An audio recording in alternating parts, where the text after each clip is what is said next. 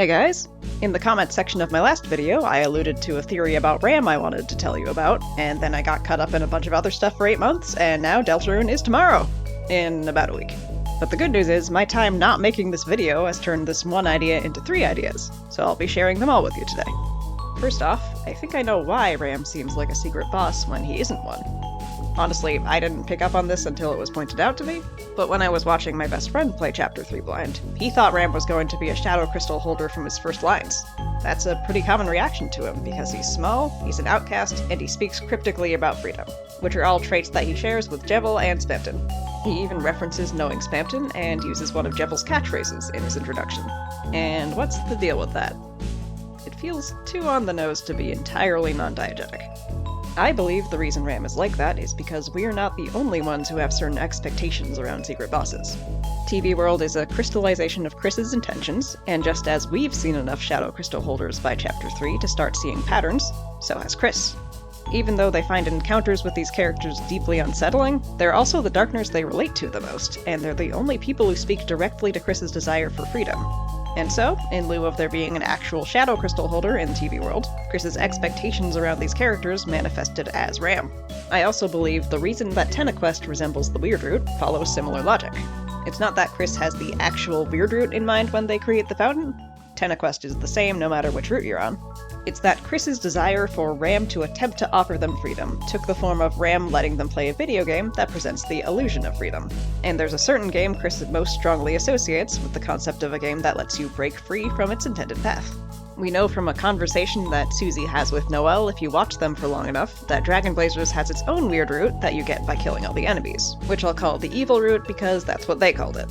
We also know from Noelle's blog, which was a secret part of the Spamton sweepstakes, that Dragon Blazers has a section that plays exactly like the maze we play in TennaQuest. From the way everybody talks about it, it seems like Dragon Blazers is one of the most popular games of all time in the Deltarune universe.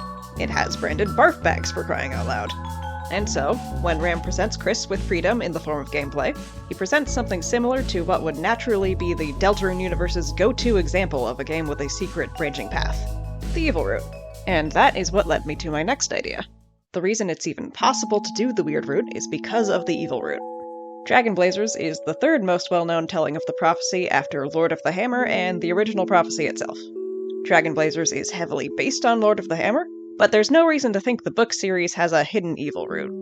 Nobody talks about it like it's a choose-your-own-adventure book. It comes across as a straightforward, traditional fantasy novel series. And the original prophecy accounts for every single detail of the normal route down to insignificant dialogue. Rouse isn't around for the differences the weird route has brought so far, but in Chapter 4's weird route, he gets a vague sense that we may be diverging from the prophecy. Now, all that might sound obvious, but I just want to really emphasize the point here that Dragon Blazers is the first well-known version of the prophecy to have an evil route. Now, why does that matter? Because something we see throughout the chapters is that while a Dark World's creator has the greatest influence, the worlds are shaped by the minds of all Lightners who set foot in them. I think the most demonstrable example of this is Queen, a Darkner who reflects every Lightner's relationship with their mother back at them.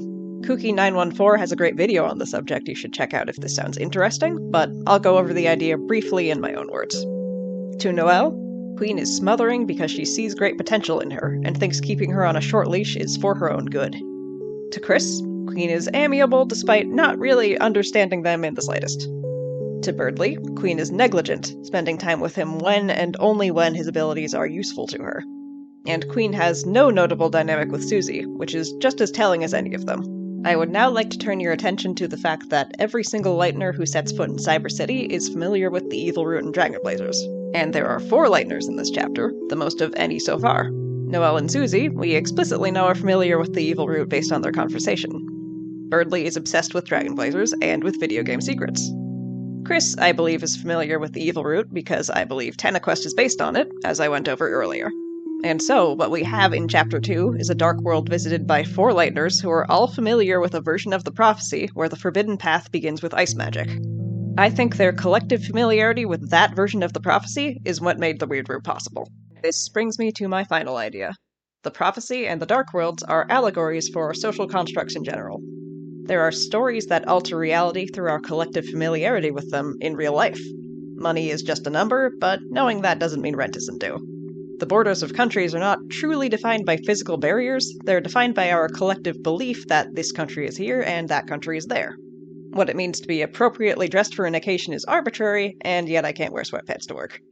What it means to be a man or a woman is not some innate, immutable thing. It's cultural knowledge passed down from generation to generation, and each culture defines it for themselves. That last one is particularly relevant to every single character we've ever had in our party. Chris is non-binary, Noelle and Susie are sapphic, and Rouse is a feminine boy. All of that defies what American norms say gender is supposed to be. But gender roles are not set in stone, as much as tradition may insist they are. Gender roles are a story made real by our collective expectations, and when our collective expectations change, the roles change with them. That's why I'm convinced that the weird root was made possible by dragon blazers, because thematically, it would make a lot of sense. The good news is, if the prophecy can be changed for the worse by a collective shift in expectations, why can't it be changed for the better?